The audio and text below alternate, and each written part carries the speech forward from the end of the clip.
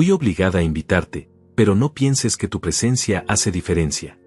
Cecilia me dijo esto mirándome directamente a los ojos, sin parpadear, como si fuera lo más natural del mundo. Sus palabras cayeron sobre la mesa como piedras en un estanque, creando ondas que se extendieron por todo el comedor. Damián, mi yerno, sonrió. Una sonrisa que conocía bien, la misma que ponía cuando creía que había ganado algo. El tenedor se me quedó en la mano, a medio camino hacia la boca, y por un momento no supe qué hacer con él. 65 años. 65 años en este mundo, y mi propia hija me decía que mi presencia no hacía diferencia. En el apartamento que yo pagué, sentado en la mesa que yo compré, comiendo la comida que mi dinero había puesto ahí. El silencio se extendió como una mancha de aceite, espeso y pesado, mientras los dos me observaban esperando mi reacción. La luz del candelabro que había elegido personalmente para este comedor se reflejaba en los platos de porcelana, esos que Cecilia había insistido en comprar porque combinaban con la decoración. Todo en este lugar llevaba mi firma, mi esfuerzo, mi dinero. Desde el piso de mármol hasta las cortinas de seda, desde los cuadros en las paredes hasta la vajilla sobre la mesa. Y aquí estaba yo, siendo tratado como un invitado indeseado en un lugar que mi trabajo había creado. No dije nada. Simplemente terminé de masticar lo que tenía en la boca, limpié mis labios con la servilleta, y seguí comiendo. Bocado tras bocado, en silencio, mientras ellos intercambiaban miradas. Podía sentir sus ojos sobre mí, esperando que explotara, que gritara, que me levantara de la mesa como un viejo loco. Pero no les di el gusto. El pollo estaba perfectamente cocinado, tierno y jugoso, preparado por la empleada doméstica que yo también pagaba. Cada bocado me recordaba los domingos en casa cuando Elena estaba viva, cuando la familia se reunía alrededor de nuestra mesa, cuando las conversaciones fluían con amor y respeto. Qué diferente era todo ahora. Qué frío se había vuelto este mundo sin ella. Cecilia carraspeó, incómoda. Papá, no vas a decir nada. Levanté la vista hacia ella, masticando despacio. Mi hija. La niña que una vez corrió hacia mí con los brazos abiertos cada vez que llegaba del trabajo. La misma que lloraba cuando me iba de viaje y me hacía prometerle que regresaría pronto. La que me dibujaba cartas con corazones y me decía que era el mejor papá del mundo. ¿Cuándo se había convertido en esta mujer que me miraba con frialdad? ¿Qué quieres que diga? Bueno, yo solo estaba siendo honesta contigo. Mamá siempre decía que la honestidad era importante en la familia. Ahí estaba, usando a su madre muerta para justificar su crueldad. Elena había sido todo lo opuesto a lo que Cecilia era ahora. Elena había sido bondad pura, generosidad sin límites, amor incondicional. Si estuviera viva, se habría avergonzado de lo que nuestra hija se había convertido. Elena nunca habría permitido que me hablaran así, nunca habría tolerado esta frialdad, esta falta de respeto. Damián se sirvió más vino, un Rioja que yo había traído de mi última visita a España. Sus movimientos eran deliberados, calculados, como si estuviera disfrutando cada segundo de mi humillación. Este hombre que había llegado a nuestras vidas hace 5 años, que había conquistado a mi hija con promesas y sonrisas, que poco a poco había ido envenenando su corazón contra mí. Recordé la primera vez que lo conocí. Cecilia lo había traído a casa un domingo, radiante de felicidad, presentándolo como el hombre de sus sueños. Yo había querido confiar en él, darle el beneficio de la duda. Después de todo, si mi hija lo amaba, debía tener algo bueno. Pero desde el primer día, algo en sus ojos me había puesto nervioso. Una frialdad, una calculación que se escondía detrás de sus sonrisas perfectas. Terminé mi plato en completo silencio. Cada bocado fue una decisión consciente, cada movimiento del tenedor un acto de dignidad. No iba a darles el espectáculo que esperaban. No iba a rogarles cariño ni explicaciones. Ya había rogado demasiado en mi vida. El reloj de pared marcaba las 9:30. En casa, Elena y yo solíamos ver las noticias a esta hora, comentando los eventos del día, planeando el fin de semana. Qué diferentes eran las cosas ahora. Qué vacío se había vuelto todo sin su risa, sin su voz, sin su presencia que llenaba cada rincón de nuestro hogar. Me levanté de la mesa, tomé mi chaqueta del respaldo de la silla, y me dirigí hacia la puerta. Mis pasos resonaron en el piso de mármol, cada uno un eco de mi determinación. Cecilia me siguió con la mirada, con esa expresión de sorpresa que ponía cuando las cosas no salían como ella esperaba. ¿Ya te vas?, preguntó, pero en su voz no había preocupación, solo curiosidad. Sí, me voy. Mi voz sonó más tranquila de lo que me sentía por dentro. Gracias por la cena. Abrí la puerta y salí al pasillo. El aire acondicionado del edificio me golpeó la cara, un contraste frío después del ambiente cálido del apartamento. Mientras esperaba el ascensor, pude escuchar sus voces del otro lado de la puerta, hablando en voz baja, probablemente analizando mi reacción. ¿Estarían decepcionados de que no había explotado? ¿Estarían planeando su próximo movimiento? El ascensor llegó y me subí, viendo cómo los números descendían lentamente. Piso 12, 11, 10. Cada piso era una reflexión, cada número un paso más lejos de la humillación que acababa de vivir. En el espejo del ascensor vi mi reflejo, un hombre de 65 años, con el cabello gris pero aún abundante, con los ojos que Elena solía decir que brillaban con determinación. Pero ahora, en este momento, solo veía cansancio. Cuando llegué a mi coche, me quedé sentado en el asiento del conductor durante varios minutos, con las manos sobre el volante, respirando profundamente. La ciudad se extendía ante mí, llena de luces y vida, pero yo me sentía completamente solo. No era la primera vez que Cecilia me trataba mal, pero esta vez había sido diferente. Esta vez había sido deliberado, calculado, cruel. Las calles estaban relativamente vacías para un martes por la noche. Conduje despacio, sin prisa, observando las casas iluminadas, imaginando las familias que cenaban juntas, que se reían juntas, que se amaban sin condiciones. Una vez yo había tenido eso. Una vez mi hogar había sido un refugio de amor y comprensión. Encendí el motor y conduje hacia mi casa, esa casa grande y vacía que había compartido con Elena durante 30 años. Cada habitación estaba llena de recuerdos, pero también de silencio. Un silencio que se había vuelto ensordecedor desde que Elena murió hace 3 años. El cáncer se la había llevado lentamente, pero incluso en sus últimos días, había sido más amorosa y considerada que mi propia hija. Al llegar a casa, encendí solo las luces necesarias. La casa parecía demasiado grande para un solo hombre, pero no podía imaginarme viviendo en otro lugar. Aquí habían estado nuestros mejores momentos, nuestras conversaciones más profundas, nuestros sueños compartidos. Aquí Elena me había enseñado lo que significaba ser verdaderamente amado. Esa noche, sentado en mi sillón favorito, con un whisky en la mano, tomé una decisión que cambiaría todo. Ya no iba a ser el padre que ruega por migajas de cariño. Ya no iba a ser el hombre que financia la vida de quienes lo desprecian. Ya no iba a ser víctima de la manipulación de mi propia sangre. El whisky quemaba suavemente mientras bajaba por mi garganta, pero no tanto como las palabras de Cecilia quemaban en mi memoria. Fui obligada a invitarte. Obligada. Como si yo fuera una carga, un deber desagradable que cumplir. Como si los años de sacrificio, de amor incondicional, de apoyo financiero y emocional no significaran nada. Al día siguiente, por primera vez en años, desperté con un propósito claro. Tenía trabajo que hacer. No había sido siempre así. Cuando Cecilia era niña, solía esperarme en la puerta cada vez que llegaba del trabajo. Corría hacia mí con esa sonrisa que iluminaba toda la casa, gritando papá, como si fuera lo más importante del mundo. Elena me recibía con un beso, y los tres nos sentábamos a cenar hablando de nuestros días, de nuestros sueños, de nuestros planes para el futuro.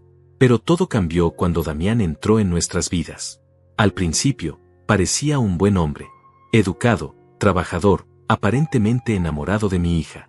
Recordaba claramente la primera vez que había venido a casa. Había traído flores para Elena y una botella de vino para mí. Hablaba con respeto, miraba a los ojos, parecía genuinamente interesado en conocernos. Pero había algo en su mirada que me inquietaba, algo que no podía definir pero que me ponía en alerta.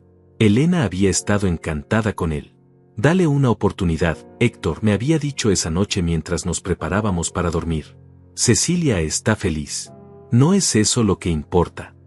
Y yo realmente había tratado de aceptarlo, de confiar en él, de darle la bienvenida a nuestra familia. Pero poco a poco, mes tras mes, había comenzado a notar los cambios. Pequeños al principio, casi imperceptibles, pero cambios al fin. Cecilia empezó a visitar menos. Antes venía todos los domingos sin falta, pero de repente tenía planes con Damián o compromisos que no podía cancelar. Cuando sí venía, parecía distante, como si estuviera cumpliendo una obligación más que disfrutando tiempo con nosotros. Damián había empezado a hacer comentarios sutiles sobre nuestra casa, sobre nuestro estilo de vida, sobre nuestras tradiciones familiares. ¿No les parece que esta casa es demasiado grande para ustedes dos?, había preguntado una vez, mirando alrededor del comedor con una sonrisa que no llegaba a sus ojos. Con lo que vale este lugar, podrían vivir muy cómodamente en un apartamento más pequeño y tener dinero extra para viajar. Elena había reído, pensando que era una broma. Pero yo había visto la seriedad en sus ojos, la forma en que había calculado mentalmente el valor de cada mueble, cada cuadro, cada objeto de valor que habíamos acumulado durante décadas de trabajo duro. Después había empezado a hablar sobre el futuro financiero de Cecilia. Un padre responsable siempre piensa en el futuro de sus hijos, me había dicho durante otra visita. Cecilia y yo hemos estado hablando sobre comprar un apartamento, pero ya sabes cómo está el mercado inmobiliario. Los precios están por las nubes. No había sido una petición directa, pero el mensaje había sido claro. Querían que yo financiara su nueva vida juntos. Y como el tonto que había sido, había aceptado. Había pensado que ayudarlos a establecerse sería una inversión en su felicidad, en su futuro, en nuestra relación como familia. Qué equivocado había estado.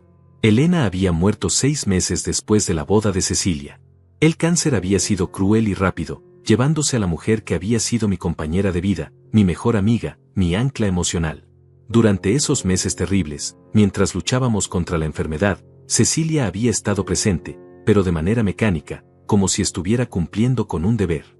Damián había sido aún más distante. Aparecía en el hospital de vez en cuando, siempre con prisa, siempre con una excusa para irse temprano. El trabajo, ya sabes, decía, aunque yo sabía que su trabajo no era tan demandante como el mío había sido durante todos esos años construyendo mi empresa. Después del funeral, cuando más los necesitaba, cuando la soledad me aplastaba como una montaña, las visitas se volvieron aún más esporádicas.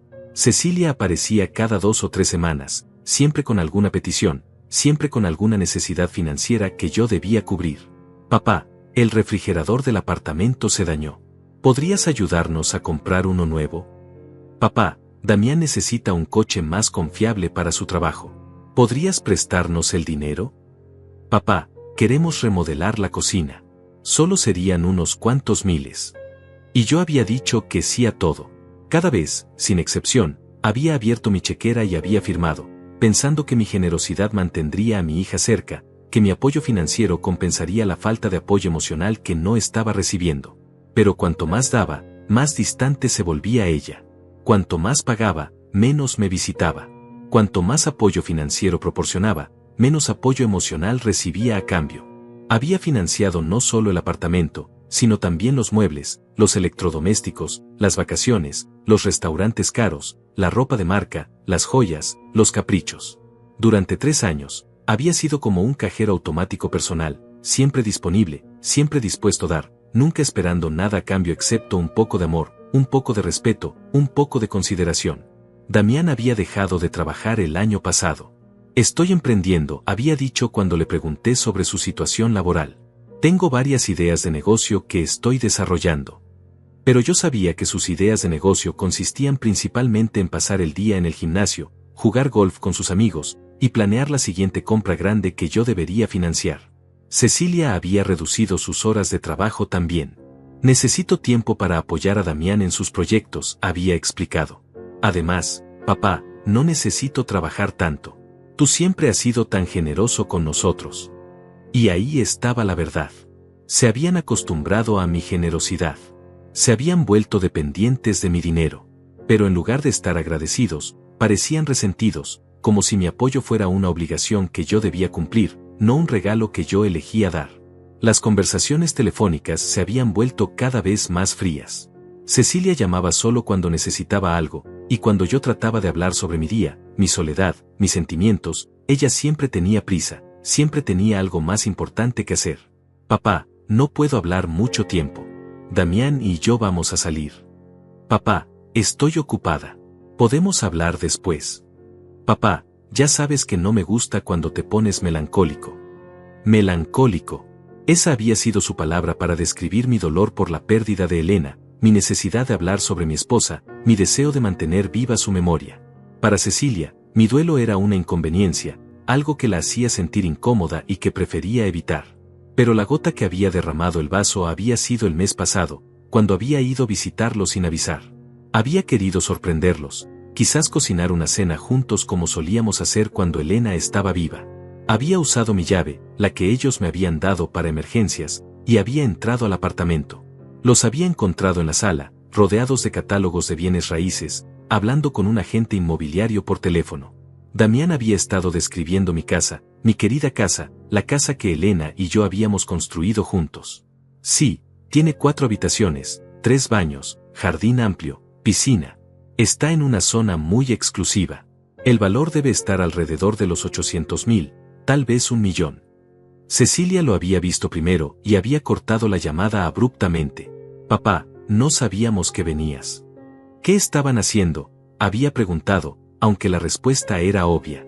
Nada importante, había dicho Damián, recogiendo rápidamente los papeles. Solo estábamos viendo opciones para el futuro. Pero yo había visto suficiente.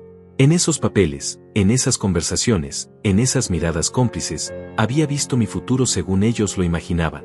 Yo moriría, ellos heredarían la casa, la venderían, y vivirían cómodamente con el dinero que mi trabajo había generado.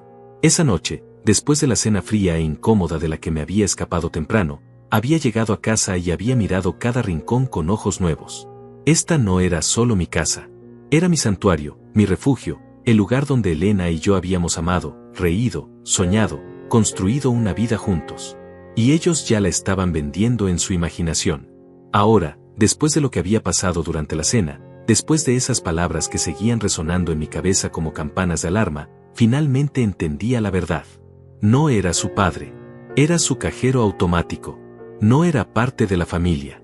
Era un obstáculo entre ellos y la herencia que creían merecer. Pero se habían equivocado conmigo. Gravemente equivocado. La mañana siguiente desperté con una claridad mental que no había tenido en años. Me preparé el café como Elena me había enseñado, lento y cuidadoso, y me senté en la cocina donde habíamos compartido miles de desayunos juntos. El sol entraba por la ventana, iluminando la mesa donde ella solía leer el periódico mientras yo revisaba mis correos de trabajo. Pero esta mañana no había nostalgia. Esta mañana había determinación. Tomé mi teléfono y marqué el número de Carlos, mi abogado y amigo desde hace más de 20 años. Necesitaba entender exactamente cuál era mi situación legal, qué compromisos había adquirido, qué obligaciones tenía realmente con Cecilia y Damián. Héctor, qué sorpresa. ¿Cómo estás? Carlos sonaba genuinamente contento de escucharme. Necesito verte hoy, Carlos. Es importante. Por supuesto. Va todo bien. Eso es exactamente lo que necesito averiguar. 2 horas después estaba sentado en la oficina de Carlos, con todos mis documentos financieros extendidos sobre su escritorio. Estados de cuenta, contratos de financiamiento, tarjetas de crédito adicionales, seguros, inversiones. Todo el entramado financiero que había construido alrededor de mi hija y su esposo. Esto es impresionante, Héctor, dijo Carlos, revisando los papeles con expresión seria. Has estado financiando prácticamente toda su vida. Dime algo que no sepa. El apartamento está a tu nombre como garante principal. Las tarjetas de crédito adicionales están bajo tu responsabilidad total. El seguro del coche de él, también lo pagas tú. Incluso tienen una cuenta de gastos mensuales que tú alimentas automáticamente. Carlos levantó la vista hacia mí. Héctor, ¿te das cuenta de que legalmente podrías cancelar todo esto mañana mismo si quisieras? Todo. Todo. No hay contratos que te obliguen a mantener este apoyo. Son acuerdos familiares, no obligaciones legales. Podrías cortar todo el financiamiento y ellos no tendrían recurso legal alguno. Sentí algo parecido al alivio mezclado con rabia. Durante años había sentido que estaba atrapado, que tenía que seguir dando porque era mi deber como padre. Pero la verdad era que había estado alimentando voluntariamente a 2 sanguijuelas que me veían como su fuente personal de ingresos. ¿Y la casa?, pregunté. Tu casa está completamente a tu nombre. Elena te la dejó todo a ti en el testamento. Cecilia no tiene ningún derecho legal sobre ella mientras tú estés vivo. Y después de tu muerte, solo heredará lo que tú decidas dejarle. ¿Puedo cambiar mi testamento? Por supuesto, cuando quieras. Esa tarde, después de salir de la oficina de Carlos, conduje por la ciudad sin rumbo fijo. Necesitaba procesar toda la información, entender completamente mi situación. Por primera vez en 3 años, desde la muerte de Elena, sentía que tenía control sobre mi vida. Decidí pasar por el apartamento de Cecilia. Tenía una llave y técnicamente tenía derecho a estar ahí, considerando que estaba pagando por todo. Pero esta vez no iba a sorprenderlos. Esta vez iba a observar, a entender realmente cómo vivían con mi dinero. Estacioné en la calle y subí al edificio. El portero me saludó con familiaridad. Después de todo, había estado pagando las expensas durante años. Subí al piso 12 y caminé por el pasillo hacia el apartamento que había visto nacer desde los planos arquitectónicos. Antes de tocar el timbre, me detuve. Podía escuchar voces adentro. La puerta no estaba completamente cerrada, había quedado entreabierta, probablemente después de que alguien había salido a recoger el correo o las compras. Me acerqué un poco más, sin la intención de espiar, pero las voces eran claras. No sé por qué se quedó tan callado anoche, estaba diciendo Cecilia. Normalmente se pone todo dramático cuando le digo cosas así. Tal vez se está haciendo el ofendido para que le ruegues, respondió Damián. Es su estrategia típica. Se hace la víctima para que te sientas culpable y le pongas más atención. O tal vez finalmente entendió que no lo necesitamos emocionalmente, solo financieramente. Se rieron. Los dos se rieron como si hubieran hecho un chiste especialmente gracioso, como si mi dolor fuera entretenimiento para ellos. De todas formas, continuó Damián, no importa lo que sienta. No va a cortar el dinero. Es demasiado débil para eso, y además nos ama demasiado. O al menos ama la idea de ser necesario. Exacto. Puede hacer todos los dramas que quiera, pero al final del día va a seguir pagando las cuentas. No tiene nada más en la vida. Y cuando se muera, tendremos la casa también. Solo tenemos que aguantar sus berrinches hasta entonces. Cerré los ojos y respiré profundamente. Había escuchado suficiente. Más que suficiente. Me alejé de la puerta y caminé hacia el ascensor, sintiendo como si hubiera recibido un puñetazo en el estómago. En el coche, me quedé sentado durante varios minutos, procesando lo que había oído. No era solo que no me amaran. Era que me veían como un tonto, como alguien tan patético y desesperado que podían manipular a voluntad. Para ellos, yo no era una persona con sentimientos, sueños o dignidad. Era un recurso financiero que toleraban hasta que pudieran acceder a mi herencia. Esa noche, en casa, miré cada fotografía familiar que teníamos en la sala. Cecilia de bebé, Cecilia en su primer día de escuela, Cecilia en su graduación, Cecilia en su boda. En todas las fotos recientes, su sonrisa parecía forzada, mecánica. ¿Cuánto tiempo había estado fingiendo? ¿Cuántos años había estado actuando el papel de hija amorosa mientras planeaba mi irrelevancia? Tomé una decisión esa noche. No iba a ser más el viejo tonto que ellos creían que era. No iba a ser más el cajero automático emocional de dos parásitos que habían confundido mi amor con debilidad. Al día siguiente comenzaría a demostrarles exactamente quién era Héctor Fonseca. Y no iba a ser el hombre débil y manipulable que habían imaginado. 3 días después de escuchar esa conversación, decidí hacer algo que no había hecho en años. Visité a mi hermano Ezequiel. Vivía en el otro lado de la ciudad, en una casa modesta que había comprado con su pensión de maestro. Ezequiel y yo habíamos tenido diferencias en el pasado, especialmente sobre cómo estaba manejando mi relación con Cecilia, pero ahora necesitaba hablar con alguien de mi familia, alguien que me conociera desde antes de que el dinero complicara las cosas. Héctor me recibió con sorpresa en la puerta. ¿Qué te trae por aquí? Necesito hablar contigo, Ezequiel. Sobre Cecilia. Su expresión cambió inmediatamente. Pasa, hermano. Preparemos café. Nos sentamos en su pequeña cocina, que me recordó a la casa donde habíamos crecido juntos. Ezequiel sirvió el café en tazas desparejas pero limpias, y esperó a que yo hablara primero. Me vas a decir que te lo advertí, comencé. No, Héctor. No vine a este mundo para decir, te lo dije. ¿Qué pasó? Le conté todo. La cena, las palabras de Cecilia, la conversación que había escuchado, los años de manipulación financiera. Ezequiel me escuchó sin interrumpir, asintiendo de vez en cuando, su expresión volviéndose más seria con cada detalle. Cuando terminé, se quedó callado durante varios minutos, mirando su taza de café. Héctor, hay algo que necesitas saber. No quería decírtelo porque pensé que no me ibas a creer, pero después de lo que me acabas de contar. ¿Qué cosa? Hace 2 meses, Cecilia vino a verme. Sola, sin Damián. Me preguntó sobre tu salud, sobre si habías hecho chequeos médicos recientemente, sobre si tenías alguna enfermedad que ella debería saber. Sentí un escalofrío recorrer mi espalda. ¿Te dijo por qué? Dijo que estaba preocupada por ti, que te veía muy solo y deprimido desde la muerte de Elena. Pero había algo en la forma en que preguntaba. No parecía preocupación de hija. Parecía más bien cálculo. ¿Qué tipo de preguntas exactamente? Preguntó si sabía cuánto valía tu casa, si conocía los detalles de tu testamento, si sabía si tenías deudas o compromisos financieros importantes. Cuando le dije que no sabía nada de eso, se molestó. Me dijo que como tu hermano, yo debería estar más involucrado en tu vida financiera. Ezequiel se levantó y comenzó a caminar por la cocina. Héctor, hay más. También me preguntó sobre casas de retiro, sobre residencias para adultos mayores. Dijo que había estado investigando opciones, por si acaso, llegabas a necesitarlas en el futuro. ¿Casas de retiro? Tengo 65 años, no 90. Eso mismo le dije yo.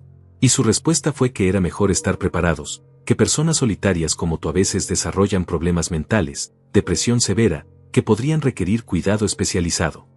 El café se me volvió amargo en la boca. No solo estaban planeando mi muerte, estaban planeando mi internación en vida. Querían declararme incapaz mentalmente para tomar control de mis bienes antes de que muriera. ¿Le dijiste algo sobre mi estado mental? Por supuesto que no. Le dije que estabas perfectamente bien, que solo necesitabas tiempo para procesar el duelo. Pero insistió en que la soledad podía ser peligrosa para hombres de tu edad, que había leído estudios sobre deterioro cognitivo en viudos. ¿Y qué más? Ezequiel se sentó de nuevo, con expresión incómoda. Me pidió mi apoyo, Héctor. Me dijo que si alguna vez notaba que te estabas deteriorando, que la llamara inmediatamente, que era importante que la familia se uniera para tomar decisiones difíciles cuando fuera necesario. Decisiones difíciles. Sus palabras exactas fueron: a veces los hijos tenemos que tomar decisiones por el bien de nuestros padres, aunque ellos no las entiendan en el momento, punto. Me quedé callado, procesando la magnitud de lo que Ezequiel me estaba revelando. No era solo que me vieran como un cajero automático. Tenían un plan específico para eliminarme de la ecuación, ya sea esperando mi muerte natural o acelerando mi incapacitación legal. Hay algo más, continuó Ezequiel.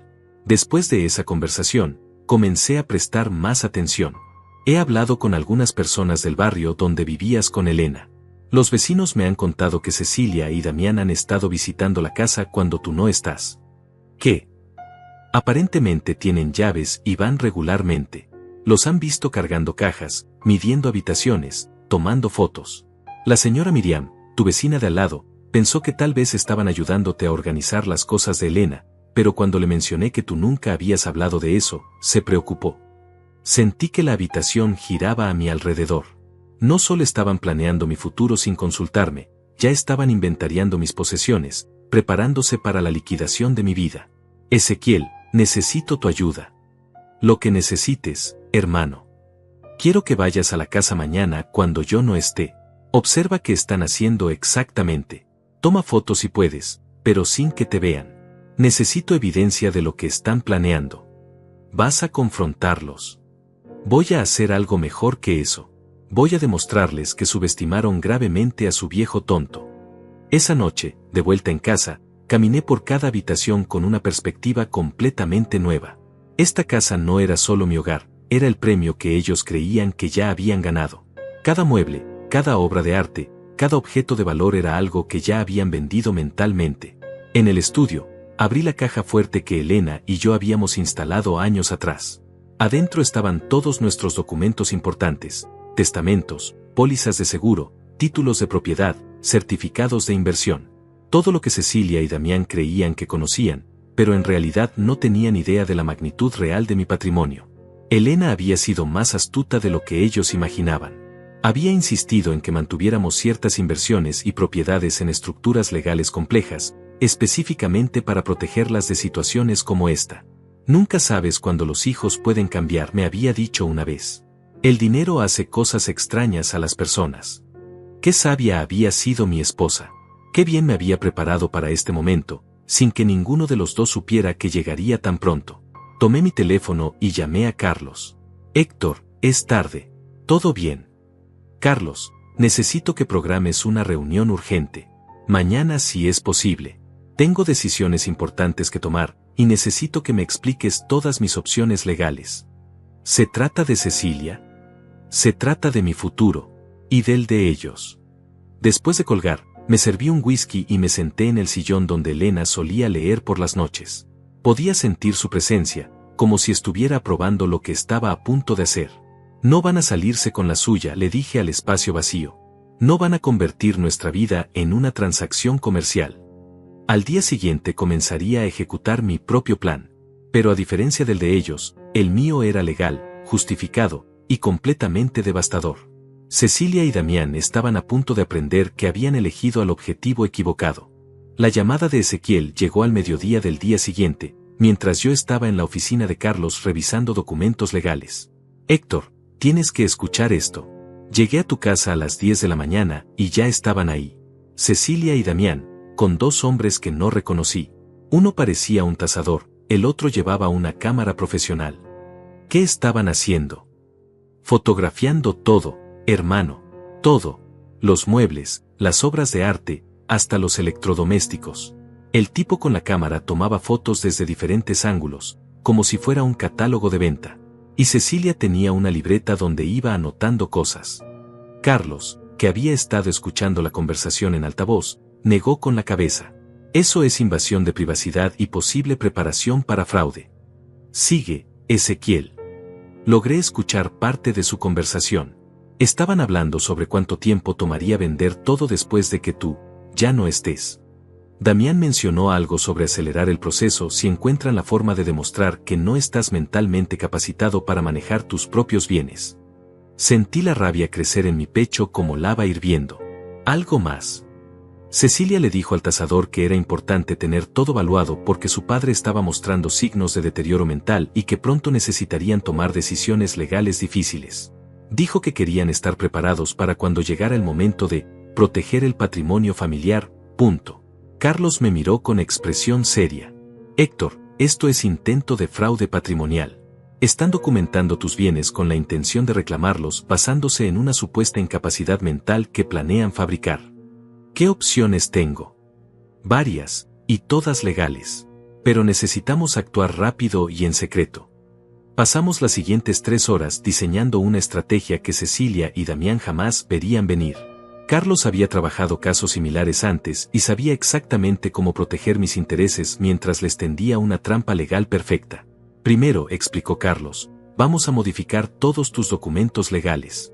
Nuevo testamento, nuevos beneficiarios, nuevas estructuras de protección patrimonial.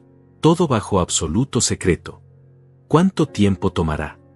Puedo tener todo listo en una semana. Pero mientras tanto, necesitamos evidencia de lo que están haciendo. ¿Tienes cámaras de seguridad en la casa? Sí, pero están desactivadas desde que Elena murió. Me deprimía verlas. Las vamos a reactivar hoy mismo. Necesitamos grabar sus visitas no autorizadas. También vamos a instalar cámaras adicionales que ellos no conocen.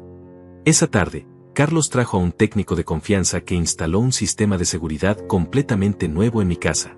Cámaras ocultas en cada habitación, micrófonos discretos, todo conectado a un sistema de grabación digital que yo podía monitorear desde mi teléfono. Una cosa más, dijo Carlos antes de irse. Necesitamos un testigo imparcial de tu estado mental. Voy a programar una evaluación psicológica completa contigo. Cuando ellos traten de argumentar incapacidad mental, tendremos documentación médica reciente que pruebe lo contrario. 3 días después, el sistema de cámaras había capturado exactamente lo que esperábamos. Cecilia y Damián habían regresado, esta vez con un abogado. Los vi en la grabación, sentados en mi sala, discutiendo estrategias para tomar control de mis bienes. El problema es que está demasiado lúcido aún, decía el abogado. Necesitamos documentar comportamientos erráticos, decisiones financieras irracionales, signos de confusión mental. ¿Cómo hacemos eso?, preguntaba Damián. Provoquen situaciones. Hagan que tome decisiones bajo presión, que se confunda, que reaccione emocionalmente. Graben esas reacciones. Necesitamos construir un caso sólido. Cecilia se había reído. No será difícil. Siempre ha sido dramático. Solo tenemos que presionarlo en los puntos correctos. Perfecto, había dicho el abogado. Y mientras tanto, continúen documentando todos sus bienes.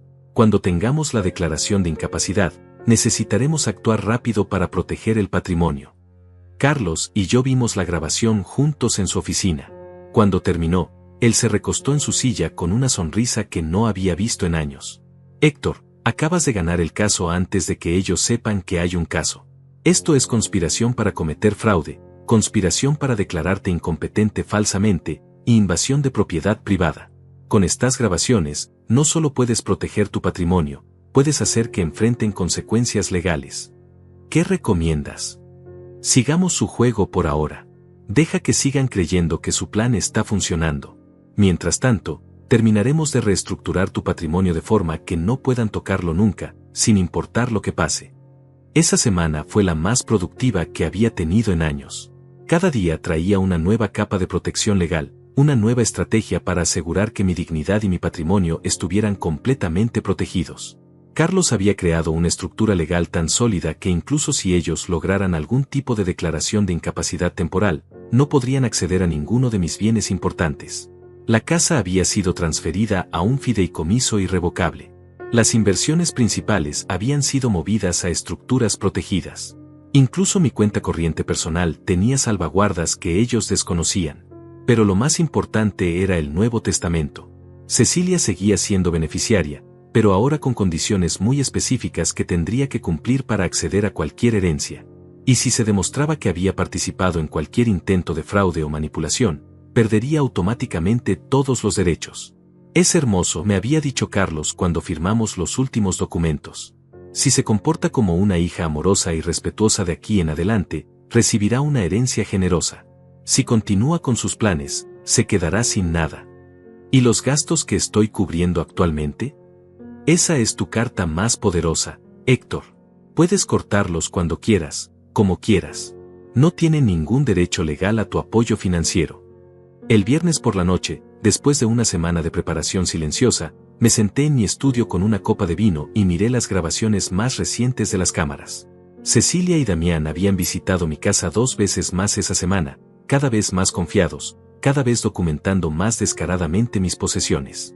En la grabación más reciente, Damián había dicho algo que me había llenado de una calma fría y determinada. Una vez que tengamos control de todo esto, vamos a vender la casa inmediatamente. No quiero que queden rastros sentimentales de su vida anterior. ¿Y qué hacemos con sus cosas personales?, había preguntado Cecilia. Las mínimas necesarias para el asilo donde lo vamos a poner. El resto lo donamos o lo vendemos. Esa había sido la última gota. No solo querían mi dinero y mi casa. Querían borrar mi existencia, eliminar toda huella de la vida que Elena y yo habíamos construido juntos. Pero ellos no sabían que cada palabra había sido grabada. No sabían que cada plan había sido documentado. No sabían que mientras ellos conspiraban en la sombra, yo había estado construyendo un muro legal impenetrable alrededor de mi vida y mi dignidad. Al día siguiente sería sábado. Un día perfecto para comenzar la fase final de mi plan. El sábado amaneció despejado y silencioso. Me levanté temprano, como había hecho durante décadas cuando dirigía mi empresa, y preparé mi desayuno con la misma meticulosidad con que había planificado cada movimiento de la semana anterior. Hoy comenzaría la ejecución de lo que Carlos había llamado la operación limpieza. A las 8 en punto, hice la primera llamada. Buenos días, habla Héctor Fonseca. Necesito cancelar inmediatamente el financiamiento del apartamento en la Torre Esmeralda, cuenta número. La ejecutiva del banco sonó sorprendida. Señor Fonseca, ¿está seguro? Esto significaría que los actuales ocupantes tendrían que asumir el pago completo o desalojar la propiedad. Estoy completamente seguro. Quiero que la cancelación sea efectiva desde hoy mismo. Necesitamos que venga personalmente a firmar los documentos. Estaré ahí en 1 hora. La segunda llamada fue a la compañía de tarjetas de crédito.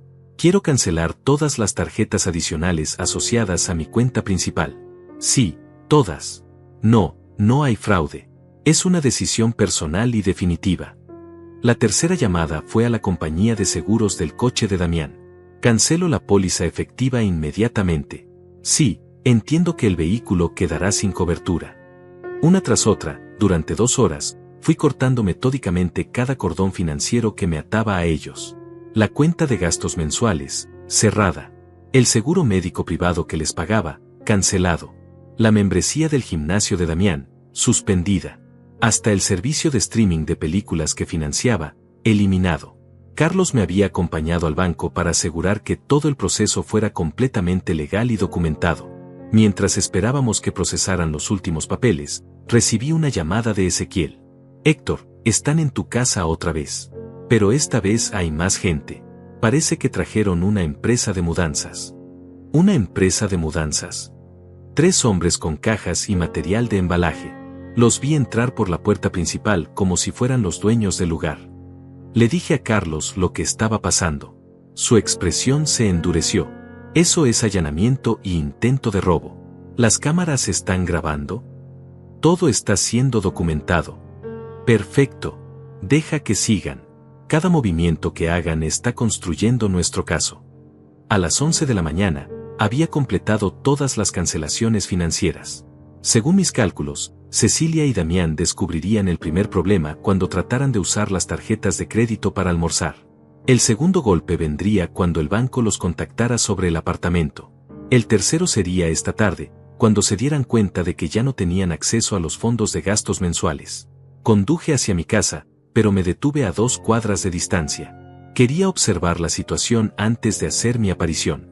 Efectivamente, había una camioneta de mudanzas estacionada frente a mi casa, y pude ver movimiento a través de las ventanas. Mi teléfono sonó. Era un número que no reconocía. Papá. La voz de Cecilia sonaba tensa. Hay algo extraño pasando con las tarjetas de crédito.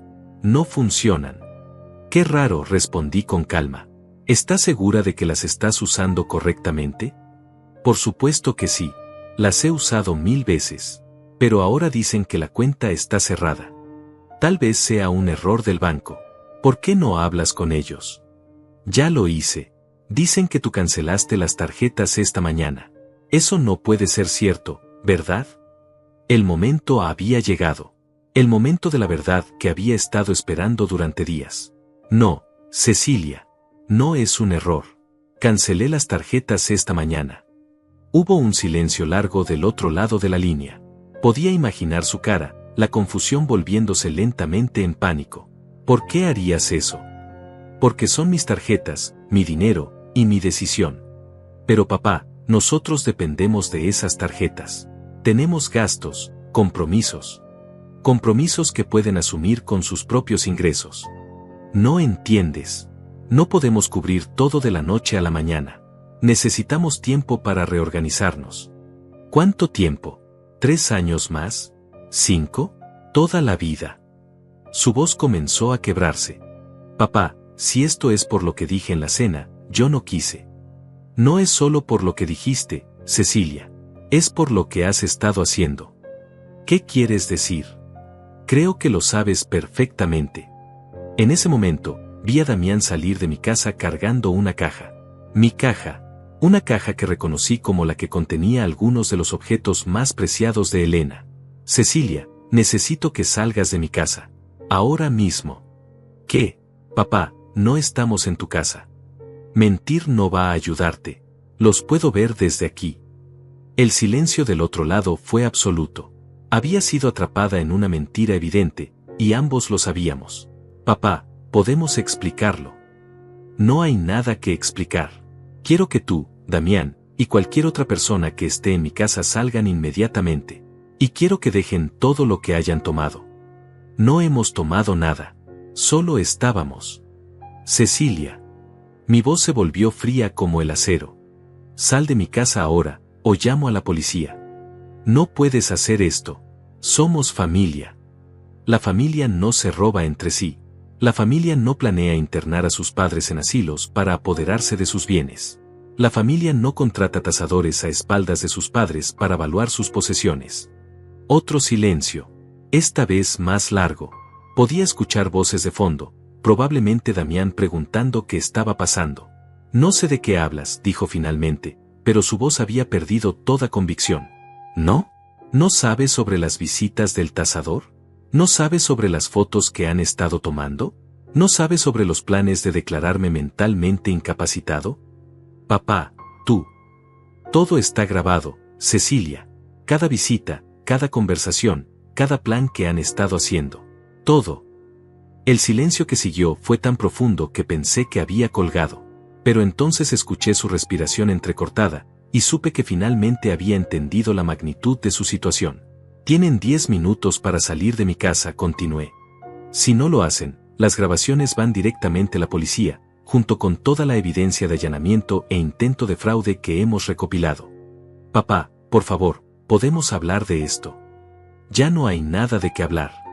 Colgué el teléfono y conduje hacia mi casa. Era hora de reclamar lo que era mío. Cuando llegué, la camioneta de mudanzas ya se estaba yendo. Cecilia y Damián estaban parados en la entrada, con expresiones que mezclaban shock, rabia y pánico. Al verme llegar, Damián caminó hacia mi coche con los puños cerrados. «Esto es ridículo», gritó. «No puedes cortarnos así de la nada». Me bajé del coche lentamente, mirándolo directamente a los ojos. Por primera vez en años, no sentí miedo ni culpa. Solo una determinación fría y absoluta. Sí puedo. Y lo acabo de hacer. Esto es una locura. Damián siguió gritando mientras caminaba hacia mí con los puños cerrados. No puedes destruir nuestras vidas por un berrinche. Damián, cálmate. Cecilia lo tomó del brazo, pero sus ojos estaban fijos en mí.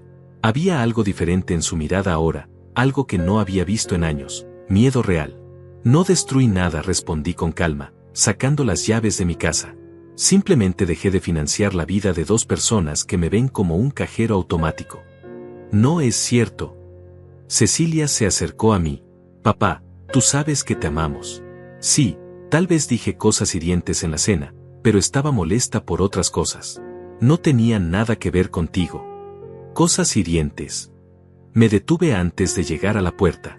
Cecilia, me dijiste que fui obligada a invitarte y que mi presencia no hace diferencia. Eso no son cosas hirientes. Eso es crueldad deliberada. Estaba enojada.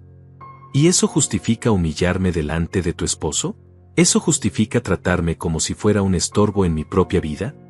Damián se interpuso entre nosotros. Mira, viejo, creo que estás exagerando todo. Las familias tienen discusiones. No puedes castigar a tu hija por una mala noche. Viejo. Repetí la palabra lentamente. ¿Acabas de llamarme viejo? Yo, no quise. No, dijiste exactamente lo que querías decir. Para ti soy solo un viejo estúpido que financia tu vida de parásito. El color se le subió a la cara. No me hables así. ¿O qué? ¿Vas a pegarme? Adelante, Damián. Hazlo. Tengo cámaras grabando desde 3 ángulos diferentes. Eso lo detuvo en seco. Miró alrededor de la casa como si recién se diera cuenta de que podría estar siendo observado. ¿Cámaras? Cecilia se veía confundida. Papá, ¿desde cuándo tienes cámaras? Desde que descubrí que ustedes han estado entrando a mi casa sin permiso para inventariar mis posesiones. Nosotros nunca. Saqué mi teléfono y abrí la aplicación de las cámaras. Les mostré la pantalla donde se veía claramente a Damián cargando cajas hace 1 hora. ¿Nunca qué, Cecilia? ¿Nunca entraron sin permiso? ¿Nunca trajeron tasadores? ¿Nunca fotografiaron mis posesiones? ¿Nunca planearon declararme mentalmente incapacitado? Su cara se volvió blanca como papel. Papá, yo puedo explicar. No hay nada que explicar. Todo está grabado. Cada visita, cada plan, cada conversación sobre cómo apoderarse de mis bienes. Damián arrebató el teléfono de mis manos para ver la pantalla. Lo que vio lo dejó paralizado. Esto es invasión de privacidad, tartamudeó. ¿Invasión de privacidad? ¿En mi propia casa? Me reí sin humor. Damián, creo que no entiendes quién invadió la privacidad de quién. Devuélveme mi teléfono, extendí la mano. Él dudó por un momento, como si estuviera considerando romperlo o tirarla. Pero finalmente me lo devolvió, sabiendo que ya había visto suficiente. Papá, Cecilia se acercó con lágrimas en los ojos. Por favor, podemos sentarnos y hablar de esto como adultos. Sé que las cosas se salieron de control, pero somos familia. Familia. La palabra salió de mi boca como algo amargo. Cecilia, ¿sabes qué es lo que más me duele de todo esto? Ella negó con la cabeza, con las lágrimas corriendo por sus mejillas. No es el dinero. No son las mentiras. No es ni siquiera que hayan entrado a mi casa sin permiso. Lo que más me duele es que tu madre te crió mejor que esto. No metas a mamá en esto. ¿Qué no meta a tu madre? Tu madre está en todo esto. Cada vez que miro lo que te has convertido, pienso en lo decepcionada que estaría Elena. Ella sacrificó tanto para darte una educación, para enseñarte valores, para convertirte en una mujer de bien. Yo soy una mujer de bien. ¿Una mujer de bien planea internar a su padre en un asilo para robar su herencia? ¿Una mujer de bien contrata abogados para declarar mentalmente incapacitado a su propio padre? ¿Una mujer de bien trata a su padre como un estorbo que debe tolerar hasta que se muera? Cecilia se quedó callada, con la boca abierta. Sabía que no podía negar nada de lo que estaba diciendo. Sí, Cecilia. Tengo grabadas sus conversaciones con el abogado. Sé exactamente lo que estaban planeando. Damián y ella intercambiaron miradas de pánico. Papá, escúchame. No. Mi voz se volvió firme como roca. Ya terminé de escuchar. Durante 3 años he escuchado excusas, justificaciones, mentiras. Ya terminé. ¿Qué quieres que hagamos? Quiero que salgan de mi propiedad. Quiero que me devuelvan las llaves de mi casa. Y quiero que no vuelvan a contactarme a menos que sea para disculparse sinceramente por todo lo que han hecho. ¿Y el apartamento?, preguntó Damián. ¿Los gastos? Todo. Todo cancelado. Desde hoy, se hacen cargo de sus propias vidas. No podemos pagar el apartamento sin tu ayuda. Cecilia estaba llorando ahora descontroladamente. Nos van a desalojar. Entonces busquen trabajo. Los dos.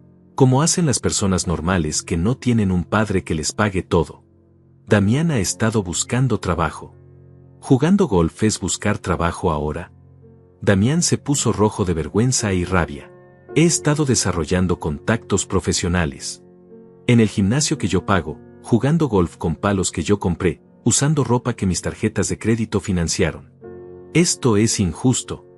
Cecilia se acercó a mi suplicante. Papá, por favor, dame una oportunidad de arreglar las cosas. Cecilia, has tenido 3 años para arreglar las cosas. Has tenido miles de oportunidades para tratarme con respeto, para valorar lo que hacía por ustedes, para ser la hija que tu madre te enseñó a ser. Puedo cambiar. Tal vez sí puedas. Pero tendrás que demostrármelo desde la independencia, no desde la dependencia financiera. No entiendes. Sin tu ayuda lo vamos a perder todo. Me detuve y la miré directamente a los ojos. Cecilia, ¿te das cuenta de lo que acabas de decir? Ella me miró confundida. Acabas de admitir que lo único que te importa de mí es mi dinero. No dijiste, sin tu amor, no dijiste, sin tu apoyo emocional, no dijiste, sin tu presencia en nuestras vidas. Dijiste, sin tu ayuda, refiriéndote específicamente al dinero. Su cara mostró que finalmente había entendido lo que acababa de revelar. Eso no es lo que quise decir. Es exactamente lo que quisiste decir. Y es exactamente lo que siempre has querido decir. Saqué las llaves de mi casa y abrí la puerta. Tienen hasta el final del día para devolverme las llaves que tienen. Si no lo hacen, cambio las cerraduras y presento cargos por allanamiento. Papá. Y Cecilia, me detuve en el umbral. La próxima vez que quieras hablar conmigo, asegúrate de que sea porque realmente quieres a tu padre en tu vida, no porque necesitas algo de él. Entré a mi casa y cerré la puerta con llave.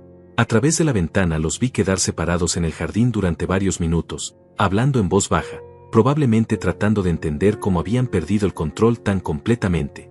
Finalmente se fueron. Por primera vez en años, mi casa estaba en silencio, pero era un silencio de paz, no de soledad. Ya no era más un rehén.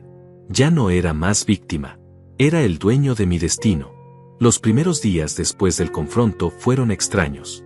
La casa se sentía diferente, como si hubiera sido liberada de una presencia tóxica que llevaba años contaminando el ambiente. Me desperté el lunes por la mañana sin esa sensación de ansiedad en el estómago que había tenido durante meses, preguntándome qué nueva manipulación o humillación me esperaría ese día. Carlos me llamó a primera hora. Héctor, necesito contarte algo. Cecilia vino a mi oficina ayer por la tarde. ¿Qué quería? Quería saber si había alguna forma legal de revertir las cancelaciones de financiamiento. Le expliqué que no tenía ningún derecho legal a tu apoyo financiero, y que todas las acciones que tomaste fueron completamente legales. ¿Cómo reaccionó? Al principio con rabia, después con desesperación. Me ofreció pagarme para que te convenciera de reconsiderar tu decisión. Cuando le dije que eso sería antiético, se quebró y comenzó a llorar. Llorar. Héctor, creo que finalmente está entendiendo la magnitud de lo que perdió. No solo el dinero, sino a ti. Me dijo que nunca había visto tan determinado y que por primera vez en su vida tiene miedo de haberte perdido para siempre. Era extraño escuchar eso. Durante años había rogado por una señal de que realmente le importaba, y ahora que finalmente la tenía, ya no sentía la necesidad desesperada de su amor que había dominado mi vida durante tanto tiempo. Te dijo algo sobre las llaves. Las dejó en mi oficina. Aparentemente las depositó ahí porque tenía miedo de venir a tu casa después de lo que pasó. Esa tarde fui a recoger las llaves a la oficina de Carlos. Eran 3 copias, una que les había dado hace años para emergencias, y 2 más que aparentemente habían hecho sin decirme. El hecho de que hubieran hecho copias adicionales en secreto confirmaba que sus visitas no autorizadas habían estado planeadas durante mucho tiempo. Con las llaves de vuelta en mi poder, me sentí como si hubiera recuperado no solo mi hogar, sino mi dignidad. Esa noche caminé por cada habitación de la casa, no con la nostalgia dolorosa que había sentido durante los últimos 3 años, sino con una sensación de renovación. En el dormitorio que había compartido con Elena, me senté en su lado de la cama y por primera vez desde su muerte, no sentí ese vacío aplastante. En cambio, sentí su presencia de una manera diferente, como si estuviera orgullosa de lo que había hecho, como si finalmente hubiera encontrado el camino que ella habría querido que tomara. Lo hice, Elena, le dije al espacio vacío. Finalmente encontré mi dignidad otra vez. La semana siguiente decidí hacer algo que no había hecho en años. Salí solo. No a manejar sin rumbo pensando en mis problemas, sino a vivir. Fui al teatro, a un concierto, a cenar a un restaurante elegante donde Elena y yo solíamos ir para celebrar aniversarios. En el restaurante, el mesero me reconoció. Señor Fonseca, hacía mucho que no lo veíamos. ¿Cómo está la señora Elena? Elena murió hace 3 años, le dije sin la punzada de dolor que solía acompañar esas palabras. Lo siento mucho, señor. No sabía. Gracias. Pero esta noche estoy celebrando algo. ¿Puedo preguntar qué? Estoy celebrando que finalmente aprendí a valorarme a mí mismo tanto como ella me valoraba. El mesero sonrió sin entender completamente, pero pude ver que algo en mi actitud le había transmitido una sensación de tranquilidad y propósito que hacía tiempo no tenía. Durante la cena, pensé en todos los años que había perdido rogando por el amor de personas que solo me veían como un recurso. Pensé en todas las veces que había sacrificado mi dignidad esperando que mi generosidad fuera recompensada con cariño genuino. Pero también pensé en Elena, en cómo ella me había amado incondicionalmente, sin pedir nada a cambio excepto que fuera yo mismo. Había tenido tanto miedo de estar solo después de su muerte que había permitido que Cecilia y Damián me trataran como un objeto antes que enfrentar la soledad. Ahora entendía que había una diferencia enorme entre estar solo y sentirse solo. Durante los últimos 3 años había estado rodeado de personas que me hacían sentir terriblemente solo. Ahora estaba físicamente solo, pero me sentía completo por primera vez en años. El viernes por la noche, Ezequiel vino a visitarme. Trajo una botella de vino y cocinamos juntos como solíamos hacer cuando éramos jóvenes, antes de que la vida nos llevara por caminos diferentes. Te ves diferente, hermano, me dijo mientras compartíamos la cena en mi comedor. ¿Diferente cómo? Más joven. Más. Tú. Durante años has parecido como si estuvieras cargando el peso del mundo en los hombros. Estaba cargando el peso de 2 adultos que se negaban a crecer. ¿Has sabido algo de ellos? Nada. Y está bien así. ¿No extrañas a Cecilia? La pregunta me hizo reflexionar. Extraño a la niña que era. Extraño a la hija que podría haber sido. Pero no extraño a la mujer en la que se convirtió. Tal vez cambie. Tal vez esto la haga reflexionar. Tal vez. Pero si cambia, tendrá que ser por ella misma, no para recuperar mi dinero. Y tendrá que demostrarme que el cambio es real y duradero. ¿Y si nunca cambia? Entonces seguiré viviendo mi vida con dignidad, rodeado de personas que me valoran por quien soy, no por lo que puedo darles. Esa noche, después de que Ezequiel se fue, me senté en mi estudio a escribir. No una carta, no un documento legal, sino algo para mí mismo. Una especie de declaración de independencia emocional. Escribí sobre los años de manipulación, sobre el miedo a la soledad que me había hecho tolerar el irrespeto, sobre la diferencia entre el amor genuino y la dependencia financiera disfrazada de cariño filial. Escribí sobre Elena y cómo su amor me había enseñado lo que realmente valía, como su memoria me había dado la fuerza para finalmente poner límites y recuperar mi dignidad. Escribí sobre el futuro, sobre los planes que quería hacer, los lugares que quería visitar, las experiencias que quería tener, las personas nuevas que quería conocer. Por primera vez en años, tenía planes que no giraban alrededor de las necesidades o caprichos de otras personas. Tenía sueños que eran míos, recursos que podía usar para mi propia felicidad, tiempo que podía dedicar a actividades que realmente me llenaban de satisfacción. Al final de la semana, había tomado una decisión importante. Iba a viajar.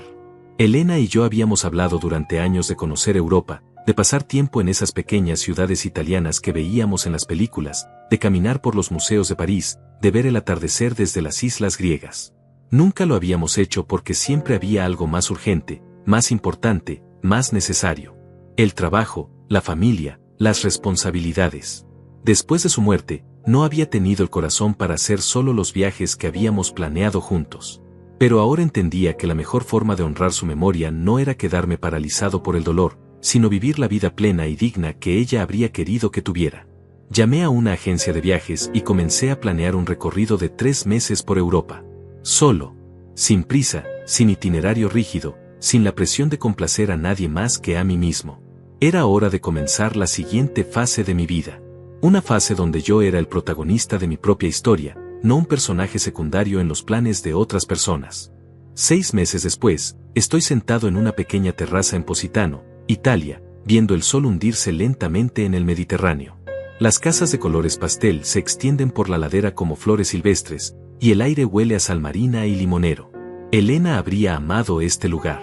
Lo sé porque puedo sentir su presencia aquí, no como el dolor agudo que solía acompañar sus recuerdos, sino como una calidez tranquila que me llena de gratitud. Han sido los 6 meses más reveladores de mi vida. El viaje comenzó siendo una escapada, una forma de alejarme de todo el drama y la toxicidad que había dominado mi vida durante tanto tiempo. Pero se convirtió en algo mucho más profundo, un redescubrimiento de quién era yo antes de convertirme en el padre desesperado por amor que había sido durante los últimos años. En Roma, caminé por las mismas calles donde los emperadores una vez gobernaron un imperio, y entendí algo sobre el poder verdadero.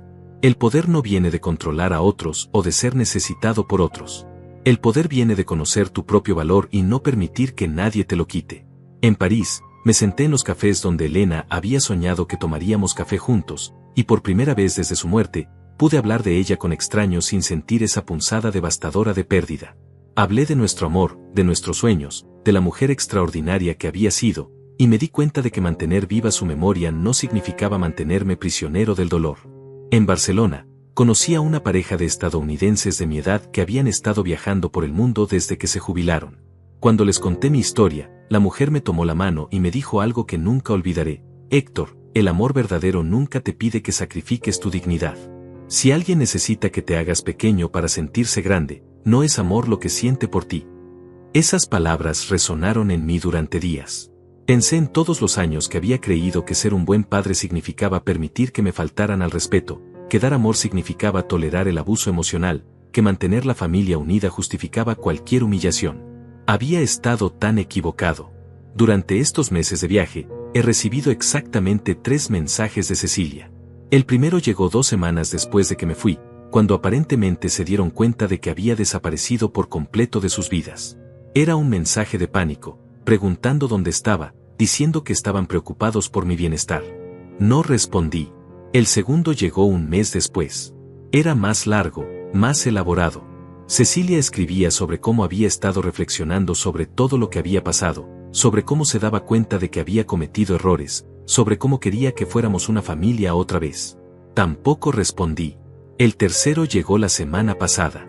Era diferente. Más simple, más honesto. No pedía nada, no prometía nada, no trataba de manipular nada. Simplemente decía: papá, espero que estés bien. Espero que seas feliz. Te extraño, no tu dinero, a ti. Si algún día puedes perdonarme, estaré aquí. Ese mensaje sí me tocó. No porque creyera inmediatamente en su sinceridad, sino porque por primera vez en años, Cecilia había escrito algo que sonaba genuinamente humano, genuinamente vulnerable, genuinamente arrepentido. Pero aún no he respondido. Porque he aprendido que el perdón verdadero no puede ser apresurado, y que el cambio real debe ser demostrado con acciones, no con palabras. Carlos me ha mantenido informado de su situación. Tuvieron que mudarse del apartamento a un lugar mucho más modesto. Damián finalmente consiguió trabajo en una empresa de seguros, con un salario básico que apenas les alcanza para los gastos esenciales. Cecilia aumentó sus horas de trabajo y tomó un segundo empleo por las noches. Por primera vez en años, están viviendo como adultos responsables, cargando con las consecuencias de sus propias decisiones, aprendiendo lo que significa valorar el dinero porque lo están ganando con su propio esfuerzo. No siento satisfacción por sus dificultades, pero tampoco siento culpa. Es lo que debería haber pasado años atrás, antes de que se acostumbraran tanto a mi financiamiento que perdieran la capacidad de valorar tanto el dinero como la persona que se lo daba. En Grecia, mientras caminaba por las ruinas del Partenón, pensé en todas las civilizaciones que habían construido imperios creyendo que durarían para siempre, solo para ver cómo el tiempo los reducía a hermosas ruinas. Me di cuenta de que la familia que había tratado de mantener unida a través de la generosidad financiera había sido un imperio construido sobre fundamentos falsos. Era inevitable que colapsara. Pero de las ruinas pueden hacer algo nuevo, algo más sólido, algo basado en el respeto mutuo en lugar de la dependencia económica. Aquí en Italia, he comenzado a escribir un libro. No sobre mi historia específica, sino sobre algo más universal, sobre cómo la sociedad moderna ha confundido el amor con la provisión material, sobre cómo hemos creado generaciones que creen que ser amados significa ser mantenidos, sobre cómo hemos enseñado a los padres que dar dinero es más importante que dar límites. Escribo sobre Elena y sobre cómo su amor me enseñó la diferencia entre ser necesitado y ser valorado. Escribo sobre la importancia de enseñar a nuestros hijos que el amor viene con responsabilidades, no solo con privilegios. Escribo sobre la dignidad que se recupera cuando finalmente dices no más a quienes abusan de tu generosidad. El libro lo he titulado Nunca es tarde para comenzar de nuevo, porque esa ha sido la lección más importante de estos meses. A los 65 años, cuando muchos hombres sienten que sus mejores días ya pasaron, yo he descubierto que los míos pueden estar apenas comenzando. He hecho amigos nuevos en cada ciudad que he visitado. Gente que me conoce solo como Héctor, no como el padre rico de alguien, no como el viudo solitario de alguien, solo como yo mismo. Es liberador ser valorado por las conversaciones que puedo ofrecer, por las experiencias que puedo compartir, por la persona que soy, no por lo que poseo. En Florencia, conocí a una mujer llamada Isabella, una artista italiana de 58 años que perdió a su esposo hace 5 años. No hay nada romántico entre nosotros, pero nos hemos convertido en amigos profundos. Ella me ha enseñado a ver el arte con ojos nuevos, y yo le he enseñado sobre la vida empresarial y los viajes. Héctor me dijo una tarde mientras paseábamos por el Ponte Vecchio, tu problema no fue amar demasiado a tu hija. Tu problema fue confundir el amor con la complacencia. Tenía razón. El amor verdadero a veces requiere decir no. El amor verdadero a veces requiere permitir que las personas enfrenten las consecuencias de sus decisiones. El amor verdadero siempre requiere respeto mutuo. Mañana regreso a casa después de 3 meses en Europa. Pero no regreso como el mismo hombre que se fue. Regreso con una claridad sobre quién soy y que merezco que no había tenido en años. Cuando Cecilia esté lista para tener una relación basada en el amor mutuo y el respeto, estaré aquí. Pero nunca más estaré disponible para una relación basada en la manipulación financiera o la culpa emocional. He aprendido que nunca es tarde para recuperar tu dignidad. Nunca es tarde para poner límites saludables. Nunca es tarde para exigir el respeto que mereces. Y más importante aún, nunca es tarde para comenzar de nuevo. El sol se ha puesto completamente sobre el Mediterráneo ahora, y las luces de Positano comienzan a titilar como estrellas terrestres. Mañana será un nuevo día, en un nuevo capítulo de mi vida. Un capítulo donde yo escribo la historia, donde yo decido quién merece estar en mi vida y bajo qué términos. Elena estaría orgullosa. Finalmente he encontrado el camino de vuelta a mí mismo. Y cuando el sol se puso sobre la bahía, me di cuenta, nunca es tarde para comenzar de nuevo.